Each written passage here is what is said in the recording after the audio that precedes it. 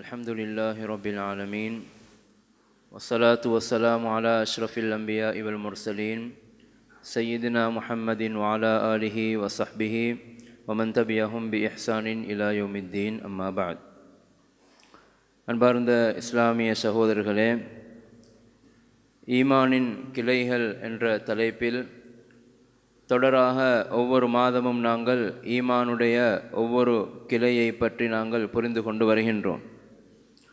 அதே தொடரில் இன்றைய தினம் ஈமானுடைய கிளைகளில் மிக முக்கியமான ஒன்றாகிய அல் குர்ஆனை மகத்துவப்படுத்துதல், தாதீமுல் குர்ஆன் என்ற தலைப்பில் ஒரு சில விஷயங்களை குர்ஆனோடு சம்பந்தப்பட்ட அல்லது குர்ஆனை மகத்துவப்படுத்துவதோடு சம்பந்தப்பட்ட ஒரு சில விடயங்களை நாங்கள் விளங்கி கொள்றதுக்கு முயற்சிப்போம். அல் குர்ஆனில் அல்லாஹ் சுப்ஹானஹு வ தஆலா அல் குர்ஆனை மகத்துவப்படுத்துவதையும் ஈமானையும் சேர்த்து பல இடங்கள் அல்லாஹ் சொல்லியிருக்கின்றான். உதாரணமாக எங்களுக்கு பார்க்கலாம். அல் குர்ஆன் ஒரு வசனத்தில் அல்லாஹ் சொல்கிறான், இன்னமல் முஃமினூன அல்லதீன இதா ذுக்கிரல்லாஹு வஜிலத் குலூபுஹும் வஇதா துலியத் அலைஹிம் ஆயாத்துஹு ஜாதத்துஹும் ஈமானா. அந்த முஃமினான அடியார்கள், அந்த இறை விசுவாசம் கொண்ட ஈமான் கொண்ட அந்த அடியார்களை பொறுத்தவரை அவர்களிடத்தில் அல்லாஹ்வை பற்றி கூறப்பட்டால் வஜிலத் குலூபுஹும், அவர்களுடைய உள்ளங்கள் பயந்து நடுநடுங்கும். வஇதா துலியத் அலைஹிம் ஆயாத்துஹு ஜாதத்துஹும் ஈமானன், அல்லாஹுடைய வசனங்கள், அல் குர்ஆனிய வசனங்கள் அவர்களுக்கு ஓதி காண்பிக்கப்பட்டால் அது அவர்களுடைய ஈமானை அதிகரிக்கச் செய்யும் என்பதாக அல்லாஹ் சொல்லி காட்டுறான். எனவே ஈமானுடைய ஒரு விளைவாக அல் குர்ஆனுடைய வசனங்கள் ஓதப்படும் போது அதன் மீது அதில் இருக்கக்கூடிய அந்த அல் குர்ஆனுடைய வசனங்கள் மீது இருக்கக்கூடிய மகத்துவத்தின் காரணமாக, அதனை அல் குர்ஆனை மகத்துவப்படுத்துவதன் காரணமாக அல் குர்ஆனுடைய வசனங்கள் அவர்களுடைய ஈமானை அதிகரிக்கின்றன. அல் குர்ஆனுடைய வசனங்கள் ஓதும்போது அவர்களுடைய உள்ளத்திலே அது ஒரு மாற்றத்தை, ஒரு தாக்கத்தை ஏற்படுத்துகிறது என்ற விஷயத்தை இந்த வசனம் எங்களுக்கு உணர்த்தி காட்டுது. அதே போல் இன்னொரு வசனத்தில் அல்லாஹ் சொல்லி காட்டுறான், வமா கான லிமுஃமினின் வலா முஃமினத்தின் இதா கதல்லாஹு வ ரசூலுஹு அம்ரன் அன் யகூன லஹுமுல் ഖിയറத்து மின் அம்ரிஹிம்.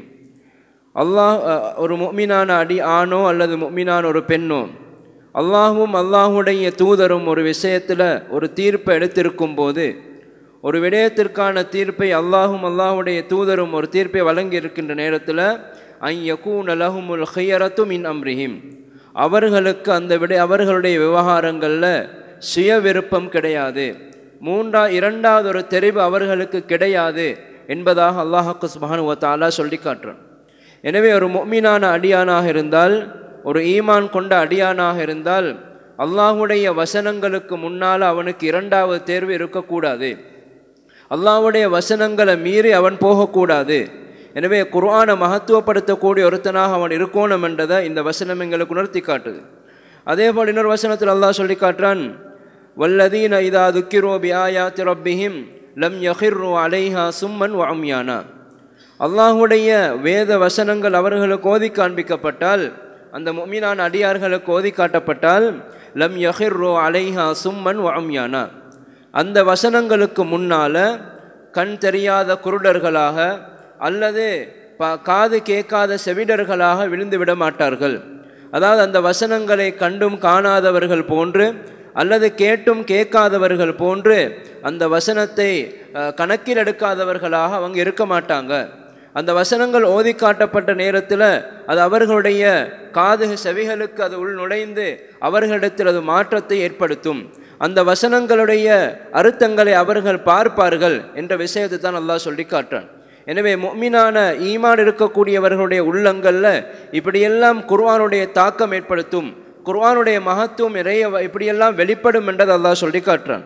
இன்னொரு வசனத்தில் அல்லாஹ் சொல்கிறான், யா அய்யுஹல்லதீன ஆமனு லா துகத்திமு பைன யதையில்லாஹி வ ரசூலிஹி. ஈமான் கொண்ட மனிதர்களே, விசுவாசம் கொண்டவர்களே, அல்லாஹுக்கும் அல்லாஹுடைய தூதருக்கும் முன்னால் நீங்கள் முற்படுத்தாதீங்க, உங்களோட சுய கருத்துக்களை நீங்கள் முற்படுத்தாதீங்க என்ற விஷயத்தை அல்லாஹ் சொல்லி காட்டுறான். எனவே அல் குர்ஆனை பற்றிய மகத்துவம் என்றது ஈமானோடு இணைந்திருக்குது. ஒரு மனிதண்ட உள்ளத்தில் ஈமான் இருக்குது என்று சொன்னால் அவனுடைய உள்ளத்தில் அல் குர்ஆனை பற்றிய மகத்துவம் இருக்கும் என்றதை அல்லாஹ் சொல்லி இந்த வசனங்கள் மூலமாக உணர்த்தி காட்டுறான். இமாம் பைஹக்கி ரஹிமஹுல்லா அவங்க ஷுஅபுல் ஈமான் என்ற ஒரு கிதாபில் அல் குர்ஆனை மகத்துவப்படுத்துவதனுடைய பல்வேறுபட்ட வடிவங்கள் அவங்க சொல்லி காட்டுறாங்க. ஒரு மனிதன் அல் குர்ஆனோட எப்படி நடந்து கொள்ளணும், அல் குர்ஆனை ஓதுறதிலிருந்து அல் குர்ஆனை கற்கிறதிலிருந்து அதனுடைய ஓதும் போது கடைபிடிக்க வேண்டிய ஒழுக்கங்கள், இப்படியான பல்வேறுபட்ட விஷயங்கள் அவங்க சொல்லி காட்டுறாங்க. எனவே எங்களோட உள்ளத்தில் கட்டாயம் அல் குர்ஆனை பற்றிய மகத்துவம் இருக்கணும். முதலாவது அல் குர்ஆனை பற்றிய மகத்துவம் எங்களோட உள்ளத்தில் வாரத்துக்கு மிக முக்கியமாக அல் குர்ஆனை பற்றிய புரிதல் எங்களுக்கு எடுத்து இருக்கணும். எந்த அளவுக்கு நாங்கள் அல் குர்ஆனை தெளிவாக உண்மையான முறையில் நாங்கள் புரிஞ்சிருக்கின்றோமோ அந்த அளவுக்கு அல் குர்ஆனை பற்றிய மகத்துவம் எங்களோட உள்ளத்தில் வரும். எனவே முதலாவது குர்ஆனை புரிந்து கொள்ளுதல். குர்ஆனை புரிந்து கொள்ளுதல் என்றால், அதாவது இந்த குர்ஆன் எதை சுமந்திருக்கின்றது, இந்த குர்ஆன பண்புகள் என்னது, இந்த குர்ஆனை பற்றி அல்லாஹ் என்ன சொல்கிறான், குர்ஆன்லேயே இந்த குர்ஆனுடைய தன்மைகளை பற்றி, இந்த குர்ஆனுடைய பண்புகளை பற்றி அல்லாஹ் என்ன சொல்கிறான், இந்த குர்ஆன் மூலமாக எங்களுக்கு கிடைக்கக்கூடிய பயன்கள் என்ன என்றதை பற்றி குர்ஆன் பல இடங்களில் சொல்லி காட்டுது. எனவே குறிப்பாக அல் குர்ஆனை பற்றி அல் குர்ஆன் சொல்லியிருக்கக்கூடிய விஷயங்கள், இதை நாங்கள் கவனம் செலுத்துறது மிக முக்கியமான. அதில் ஒரு சில விஷயங்கள் நாங்கள் பார்ப்போம். அதான் முதலாவது அல்லாஹ் சுப்ஹானஹு வ தஆலா அல் குர்ஆனில் பல இடங்களில் இந்த குர்ஆனை ஃபுர்கான் என்ற வார்த்தையை கொண்டு அழைச்சிருக்கிறான், அடையாளப்படுத்தியிருக்கிறான். ஃபுர்கான் என்று சொன்னால் ஒரு மனிதனுக்கு அந்த சத்தியத்தையும் அசத்தியத்தையும் பிரித்து காட்டக்கூடியது, சரியான பாதையையும் பிழையான பாதையையும் பிரித்து காட்டக்கூடியது. எனவே ஒரு மனிதன் குர்ஆனை அணுகி குர்ஆனை கற்கிற நேரத்தில் அவன் சரியான பாதை எது, தவறான பாதை எது என்ற அந்த தெளிவை குர்ஆனின் மூலமாக அவன் பெற்றுக்கொள்கிறான். எனவே குர்ஆனுடைய தன்மைகள் அது மிக முக்கியமானது. இரண்டாவது, அல் குர்ஆனில் பல இடங்கள் அல்லாஹ் சுப்ஹானஹு வ தஆலா ரஹ்மா என்ற வார்த்தையை குர்ஆனுக்கு பயன்படுத்தியிருக்கிறான். ரஹ்மா என்றால் அல்லாஹ் எங்கள் மீது கொண்ட இரக்கத்தின் காரணமாக அது ஒரு அருளாக அல்லாஹ் எங்களுக்கு அது தந்திருக்கிறான். அல் குர்ஆன் என்பது ஒரு அருள். குர்ஆனில் பல இடங்களில் சொன்னான். ஏன்னா இதை நாங்கள் எப்படி விளங்கலாம்னு சொன்னால், ஒருவேளை அல் குர்ஆன் இல்லை என்று சொன்னால் எங்களுக்கு வாழ்க்கைக்கு வழிகாட்டுறதுக்கு எந்த ஒன்றுமே இருந்திருக்காது. இந்த மறுமையை பற்றியோ மறுமையுடைய வெற்றி எப்படி இருக்கும் என்றதை பற்றி எந்த ஒரு தெளிவும் எங்களுக்கு இருந்திருக்காது. எனவே அப்படியான ஒரு அல் குர்ஆனை அல்லாஹ் எங்களுக்கு தந்து மறுமையில் நாங்கள் எப்படி வெற்றி பெறணும், இந்த உலக வாழ்க்கையில் நாங்கள் எப்படி எங்களோட வாழ்க்கையை அமைச்சிக்கணும். எனவே ஒரு மனிதனுக்கு ஒரு வழிகாட்டல் இல்லாமல் போகிற நேரத்தில், இந்த உலகத்தில் அவன் எப்படி வாழணும் என்ற ஒரு வழிகாட்டல் அவனுக்கு இல்லாத நேரத்தில் அவன் வழி தவறுறதுக்கான வாய்ப்புகள் நிறைய இருக்குது. எனவே ஒரு மனிதனுக்கு அவன் எப்படி வாழணும் என்றதை பற்றி அந்த கேள்விக்கான பதிலாக குர்ஆன் இருக்குது. எனவே அல்லாஹ் எங்கட மேலே அன்பு கொண்டிருக்கிறான், இரக்கம் காட்டிருக்கின்றான். அதன் காரணமாக அல்லாஹ் குர்ஆனை இறக்கி எங்களுக்கு அதன் மூலமாக அருள் செஞ்சிருக்கிறான். எனவே குர்ஆன் மட்டும் ஒருவேளை இல்லை என்று சொன்னால் எங்களோட நிலைமை எப்படி இருந்திருக்கும் என்ற அந்த சிந்தனையின் மூலமாக குர்ஆன் அருள் என்றதை எங்களுக்கு விளங்கெடுக்கலாம். அதே போல குர்ஆன் அல்லாஹ் சுப்ஹானஹு வ தஆலா மௌஇதா என்ற வார்த்தையை பயன்படுத்தியிருக்கிறான். மௌஇதா என்று சொன்னால் உபதேசம் என்ற அர்த்தம். அதாவது குர்ஆன் என்றது ஒரு சிறந்த உபதேசம். குர்ஆனை கொண்டு உபதேசம் செய்யும் போது அது உள்ளத்தில் ஏற்படுத்தக்கூடிய தாக்கத்தை போல, அது ஏற்படுத்தக்கூடிய மாற்றத்தை போல வேறு எந்த ஒன்றும் ஏற்படுத்தாது. எனவே மிக முக்கியமாக இதில் நாங்கள் கவனிக்க வேண்டிய பகுதி, குர்ஆனுடைய அர்த்தங்களை நாங்கள் விளங்குறதுக்கு முயற்சிக்கணும். குர்ஆனுடைய அந்த மொழியை படிக்கிறதுக்கு நாங்கள் முயற்சிக்கணும். எனவே குர்ஆனுடைய மொழியை நாங்கள் படித்து அதனுடைய அர்த்தங்களை விளங்கி ஓதுகிற நேரத்தில் அந்த அர்த்தங்கள் நிச்சயமாக எங்களோட உள்ளத்தில் பெரிய ஒரு மாற்றத்தை உண்டாகும். எனவே குர்ஆனை கொண்டு உபதேசம் செய்கிறத போல வேறு எந்த ஒன்றையும் கொண்டு உபதேசம் செய்ய இயலாது. எனவே தான் இந்த காலத்தில் கூட ரசூலுல்லாஹ்வுடைய காலத்தில் சில காஃபிர்களுக்கு குர்ஆன் ஓதி காட்டப்பட்ட நேரத்தில் அவங்க அப்படியே அடங்கி போனாங்க. அவங்களோட உள்ளத்தில் அது பெரிய ஒரு மாற்றத்தை உண்டாக்கி, அவங்களால் அவங்களுடைய அந்த வரட்டு கௌரவங்கள் இஸ்லாத்தை ஏற்க தடையாக இருந்தாலும் அவங்களோட உள்ளத்தில் அந்த நேரத்தில் குர்ஆன் ஓதி காட்டப்படக்கூடிய அந்த நேரத்தில் அவங்கள உள்ளத்தில் மாற்றம் வந்ததை நாங்கள் பரவலாக பார்க்குறோம். எனவே குர்ஆன் மாற்றத்தை உள்ளத்தை பண்படுத்தக்கூடியது, அப்படியான ஒரு உபதேசம் என்றதை எங்களுக்கு உணர்த்துது. அதே போல் குர்ஆனை பற்றி அல்லாஹ் சொல்லக்கூடிய பல்வேறுபட்ட பண்புகளில் மிக முக்கியமாக உண்டு ஷிஃபா என்றது. ஷிஃபா என்றா நிவாரணி. அதாவது அல் குர்ஆன் என்றது உடல் உல அனைத்து விதமான நோய்களுக்கும் அல் குர்ஆனில் நிவாரணி இருக்குது. பொதுவாக உடல் ரீதியான நோய்களுக்கு நாங்கள் அல் குர்ஆனில் நிவாரணம் நாங்கள் எடுக்கிறோம். சூரத்துல் ஃபாத்திஹா ஓதுறோம், குல் சூராக்கள் ஓதுறோம். இப்படியான பல்வேறுபட்ட வசனங்கள் ஓதி நாங்கள் எங்களோட உடலில் வரக்கூடிய நோய்களுக்கு நாங்கள் நிவாரணம் இருக்கிறத நாங்கள் பார்க்குறோம். ஹதீஸ்கள்லேயும் அதை ரசூலுல்லாஹ் சொல்லியிருக்கிறாங்க, நடைமுறையிலே நாங்கள் அதை நிறைய பார்க்குறோம். அதே போல் ஒரு மனிதனுடைய உள்ளத்தில் வரக்கூடிய நோய்கள் இருக்குது. உள்ளத்தில் வரக்கூடிய 2 விதமான நோய்கள் இருக்குது. ஒன்று அவனுடைய உள்ளத்தில் தோன்றக்கூடிய சந்தேகங்கள், இறைவனை அல்லாஹுவை பற்றி அல்லது இந்த உலக வாழ்க்கையை பற்றி இப்போ இந்த பிரபஞ்சத்தை பற்றி மனிதனை பற்றி வாழ்க்கை இப்படி பல்வேறுபட்ட விஷயங்கள் தொடர்பாக அவன் உள்ளத்தில் பல்வேறுபட்ட கேள்விகள் தோன்றும். நான் ஏன் இந்த உலகத்துக்கு வந்திருக்கிறேன், இந்த பிரபஞ்சத்துடைய யதார்த்தம் என்ன, இந்த மனித வாழ்க்கையுடைய யதார்த்தம் என்ன, இதை பற்றி இந்த மூணையும் பற்றி நிறைய கேள்வி அவன் உள்ளத்தில் அடிக்கடி தோன்றுது. எனவே இந்த கேள்விகளுக்கான பதில் குர்ஆனில் இருக்குது. இந்த உலகத்தில் மனிதர்களுக்கு தோன்றக்கூடிய எல்லா அந்த சந்தேகங்களுக்கான ஒரு நிவாரணியாக குர்ஆன் இருக்குது என்றதை இந்த ஷிஃபா என்ற வார்த்தை மூலமாக எங்களுக்கு விளங்கெடுக்க முடியுமா. அதே மாதிரி மனிதன் உள்ளத்தில் இருக்கக்கூடிய இன்னும் ஒரு நோய் என்னன்னு சொன்னால் சஹுவத் என்று சொல்லப்படக்கூடிய இச்சைகள், ஆசைகள். மனிதனிடத்தில் கட்டுக்கடங்காத ஆசைகள், ஒவ்வொரு விதமான ஆசைகள் இருக்குது. எனவே இந்த ஆசைகளை எல்லாம் கட்டுப்படுத்தக்கூடிய ஒன்றாக குர்ஆன் இருக்குது. எனவே இப்படியான பல்வேறுபட்ட பண்புகளை குர்ஆனை பற்றி அல்லாஹ் சொல்லியிருக்கிறான். இந்த பண்புகள் நாங்கள் சரியாக விளங்கெடுக்கும் போது அந்த குர்ஆனை பற்றி ஒரு மகத்துவம் எங்களை உள்ளத்தில் வருது. அதே போல் குர்ஆனுடைய வசனங்கள், அந்த வசனங்களை பற்றி அல்லாஹ் சொல்லும்போது வதம்மத் கலிமத்து ரப்பிக சிதுகன் வஅதுலா, அல்லாஹுடைய அல் குர்ஆனிய வசனங்கள், உங்கள் ரப்புடைய அல் குர்ஆனிய வார்த்தைகள் சிதுகன் வஅதுலா, அது முழுமையான உண்மையாகவும் முழுமையான நீதமாகவும் இருக்குதுன்னு அல்லாஹ் சொல்கிறான். அதாவது இந்த உண்மை நீதம் என்ற ரெண்டு பண்பு அல்லாஹ் குர்ஆனுடைய வசனங்களுக்கு சொல்லி காட்டுறான். உண்மையானது என்ற அர்த்தம் அதாவது அல் குர்ஆனிய வசனங்கள் சொல்லக்கூடிய சம்பவங்கள், கடந்த கால விஷயங்கள், இந்த எல்லா விடயங்களுமே குறிப்பாக யூத நசாராக்கள் இவங்களை பற்றி சொல்லக்கூடிய விஷயங்கள், இப்படி பல்வேறுபட்ட தகவல்கள் எல்லாமே உண்மையானதாக துல்லியமானதாக இருக்குது. எனவே தான் ரசூல் ஸல்லல்லாஹு அலைஹி வஸல்லம் அவங்களுக்கு குர்ஆன் இறங்குற காலத்தில் யூதர்களும் நசாராக்களும் இருந்தாலும் அவங்க ஒரு நாளுமே குர்ஆனுடைய அந்த உண்மைத்தன்மையை பற்றி குறை சொல்லல். அவங்கள பற்றி, யூதர்களை பற்றி, நசாராக்களை பற்றி குர்ஆன் பல விஷயங்களை சொல்லுது. நசாராக்களில் யாருமே ரசூலுல்லாஹ் கிட்ட இந்த சொல்லப்படக்கூடிய செய்தி பொய்யானது பிழையானது என்று சொல்லலை. யூதர்கள் யாருமே சொல்லல் என்று அவங்க எல்லாருமே அதை ஏற்றுக்கொண்டாங்க. அப்போ குர்ஆன் சொல்லக்கூடிய செய்திகள் எல்லாமே உண்மையானது. அதே போல் வஅதுலன், குர்ஆன் சொல்லக்கூடிய சட்டங்கள் அனைத்துமே நீதமானது. குர்ஆன் சொல்லக்கூடிய எல்லா சட்டங்களும் நீதமானது, அதில் ஒரு நாளும் அநீதம் இருக்காது என்ற விஷயத்தை இந்த வசனம் எங்களுக்கு உணர்த்தி காட்டுது. எனவே தான் அல்லாஹ் ஒரு வசனத்தில் சொல்லி காட்டுறான், லா யஅதீஹில் பாத்திலு மின் பைனி யதைஹி வலா மின் ஹல்ஃபிஹி, இந்த குர்ஆனுக்கு முன்னாலேயும் குர்ஆனுக்கு பின்னாலேயும் அசத்தியம் ஒரு நாளும் அது வரமாட்டாது. குர்ஆன் அசத்தியம் என்றது இல்லை. எனவே தான் அல்லாஹ் இன்னொரு வசனத்தில் எங்களுக்கு சொல்கிறான், ஃபலா யததப்பரூனல் குர்ஆன, குர்ஆனை அவர்கள் ஆராய்ந்து பார்க்க வேண்டாமா, வலவ் கான மின் இன்தி கைரில்லாஹி லவஜது ஃபீஹி இக்திலாஃபன் கஸீரா, அல் குர்ஆனில் அல்லாத ஒருத்தரிடமிருந்து அது இறங்கி இருந்தேன்னு சொன்னால் அதில் நிறைய வேறுபாடுகள் அவங்க கண்டிருப்பாங்க. இதெல்லாம் சேர்ந்து தான் அல் குர்ஆனை நாங்கள் அற்புதம் என்று சொல்கிறோம். அல் குர்ஆன் அற்புதம், ஒரு முஅஜிஸத் சொல்கிறோம். இதில் இவையெல்லாம் மிக முக்கியமாக இருக்குது. அல் குர்ஆன் சொல்லக்கூடிய சட்டங்கள் அற்புதமாக நீதத்தை சொல்லுது. அல் குர்ஆனுடைய சொல்லக்கூடிய செய்திகள் அற்புதமாக உண்மையாக இருக்குது.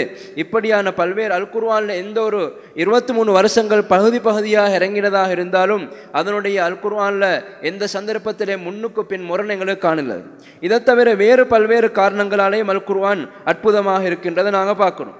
அதே போல் இந்த அல் குர்ஆனில் இருக்கக்கூடிய இன்னும் ஒரு தன்மை என்னன்னு சொன்னால், அல் குர்ஆன் உள்ளத்தை கவரக்கூடிய ஒரு தன்மை இருக்குது. இன்றைக்கு நாங்கள் பார்க்குறோம், குர்ஆன் அர்த்தம் தெரியாமல் நாங்கள் ஓதினாலும் அல்லது யாராவது ஓதும் போது நாங்கள் அதை கேட்குறோம், அதனுடைய அர்த்தங்கள் எங்களுக்கு விளங்காவிட்டாலும் அந்த அல் குர்ஆன் ஓதப்படும் போது எங்களோட உள்ளத்தை அது கவர்ந்து இருக்குது. அல் குர்ஆன் ஓதப்படும் போது எங்களோட மனசுக்கு ஒரு அமைதி உண்டு அது தருது. அது நாங்கள் கருத்தை விளங்காவிட்டால் நாங்கள் நடைமுறையில் அதை நாங்கள் பரவலாக பார்க்குறோம்.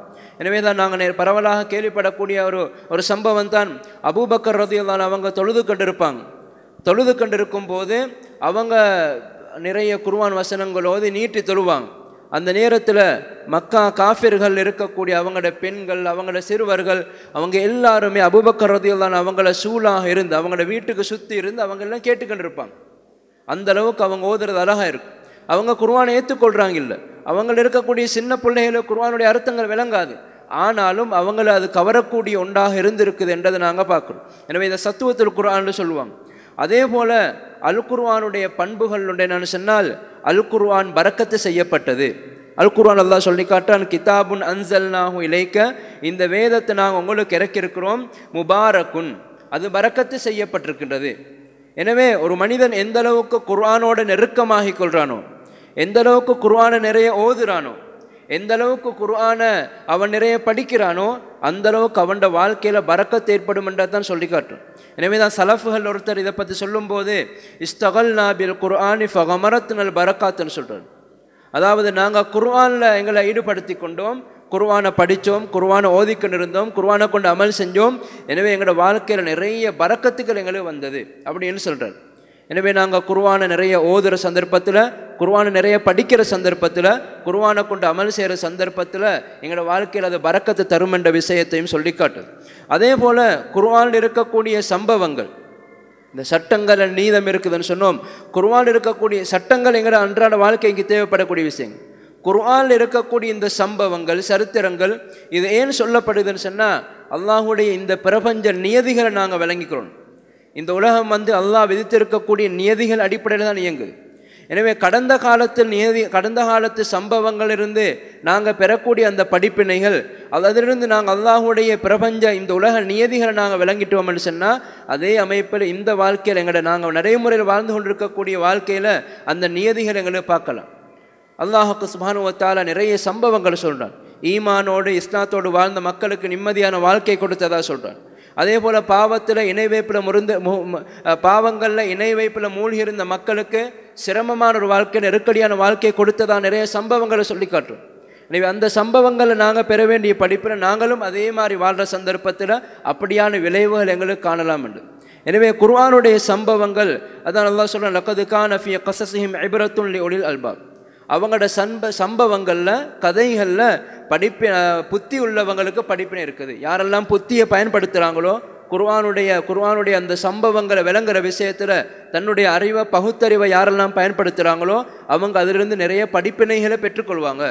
அந்த படிப்பினைகளை பெற்றுக்கொண்டு அவங்களோட வாழ்க்கையில் அதை செயல்படுத்துவாங்க என்ற விஷயத்தையும் அல்லாஹுக்கு சுப்ஹானஹு வ தஆலா சொல்லி காட்டுறான். எனவே அதே போல் இந்த குர்ஆன் விஷயத்தில் நாங்கள் செய்ய வேண்டிய கடமைகள், குர்ஆனை மகத்துவப்படுத்துகிறோம்னு நாங்கள் சொல்கிறோம். இப்போ குர்ஆனை மகத்துவப்படுத்துறது இன்றைக்கு இருக்குது. குர்ஆன் அச்சிடப்பட்டிருக்கக்கூடிய பிரதிகளை தான் நாங்கள் பெரும்பாலும் மகத்துவப்படுத்துகிறோம். எனவே குர்ஆன் அச்சிடப்பட்டிருக்கக்கூடிய பிரதிகளை நாங்கள் நிலத்தில் வைக்கிறது இல்லை. அதை நாங்கள் கௌரவமாக, மதிப்பாக, கண்ணியமாக நாங்கள் பேணி பாதுகாக்கிறோம். அதுவும் ஒரு மகத்துவப்படுத்தத்தின் ஒரு வடிவம் தான், அது ஒரு பகுதி. ஆனால் அதை விட மிக முக்கியமாக குர்ஆனை மகத்துவப்படுத்துகிறதுன்றா நாங்கள் மிக முக்கியமாக கவனம் செலுத்த வேண்டியது குர்ஆனிலிருந்து எங்களுக்கு செய்ய வேண்டிய கடமைகள் என்னது, குர்ஆனுக்கு நாங்கள் செய்ய வேண்டிய கடமை என்னது. ஆனால் அந்த கடமையை நாங்கள் சரியாக செய்கிறது தான் உண்மையிலே குர்ஆனை மகத்துவப்படுத்துறது. அதில் மிக முக்கியமாக 3 விஷயம் அல்லது 4 விஷயங்கள். ஒன்று, குர்ஆனை நாங்கள் நிறைய ஓதுறது, அர்த்தங்கள் விளங்காட்டியும் குர்ஆனை ஓதுறது குர்ஆனை மகத்துவப்படுத்துறதுக்கு அடையாளங்கள் உண்டு. எனவே ஒரு முஃமினான ஒரு அடியான் ஒரு நாள் அவனுடைய வாழ்க்கையில் ஒரு நாள் கழியக்கூடாது குர்ஆனுடைய ஒரு சில வசனங்களை ஓதாம் அல்லது குர்ஆனுடைய வசனங்களை படிக்காமல் ஒரு நாள் போகக்கூடாது. எனவே எங்களோட வாழ்க்கையில் மிக நெருக்கமான ஒரு தொடர்புள்ள ஒன்றாக குர்ஆன் இருக்கணும்.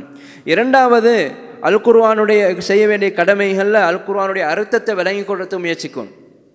அது நாங்கள் நினச்சிடக்கூடாது அரபு படித்தா மட்டும்தான் எங்களுக்கு அதை செய்யலும் அல்ல, அது எல்லாருக்கும் கடமை இல்லைன்னு நினச்சிடக்கூடாது.